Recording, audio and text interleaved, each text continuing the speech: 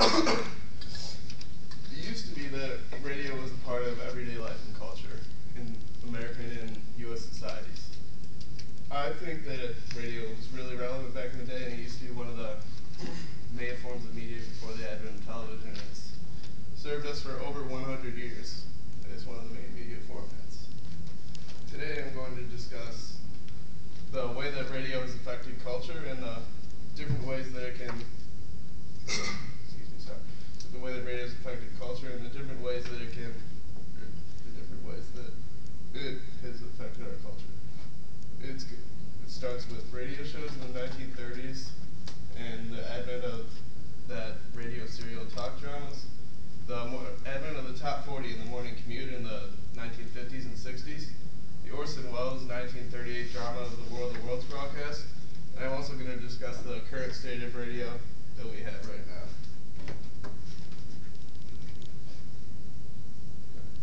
Radio shows began around 1931 and were one of the most dominant radio formats in the 1930s and what's considered the golden age of radio.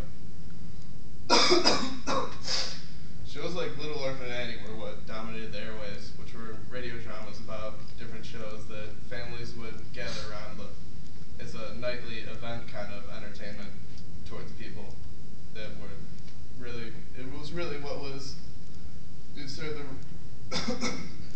it served the role that TV serves now today. Little Orphan Annie was specifically a show that was one of those popular shows and started around 1931 and had over 6 million viewers. It also helped advertising within shows, as almost half the programming sometimes was dedicated towards Ovaltine advertisement. I don't know if any of you have ever seen the movie A Christmas Story, but that's pretty apparent in that, through that culture. The Lone Ranger was another popular radio show that was made in 1933, and it spawned an entire series and has since spawned TV shows and characters, and right now there's a feature film in production. The War of the Worlds broadcast was a rebroadcast of H.G. Wells' 1938 novel, War of the Worlds. Orson Welles was a director and media guy at the time, and he turned it into a radio broadcast that was a radio drama, really.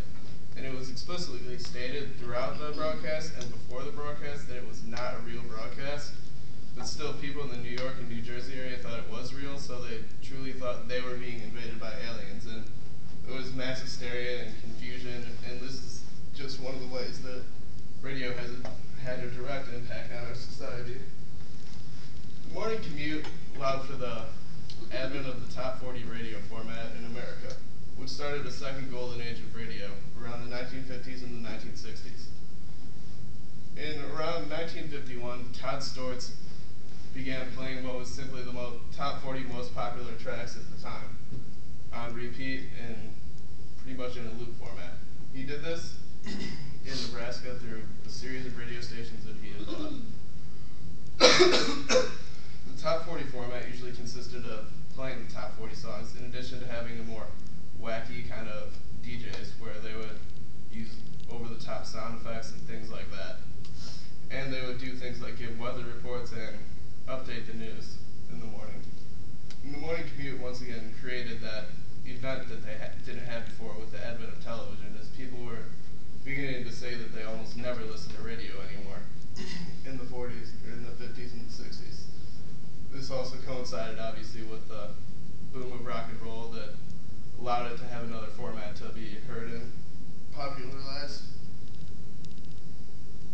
Radio currently is in one of its worst states since the 1950s, right before the beginning of the top 40 format. Less and less DJs are being used in favor of simply using a format in which they not have DJs entirely and just use playlists to play out top 40 playlists and other radio-friendly hits and things like that. And more radio stations are just going to the same format.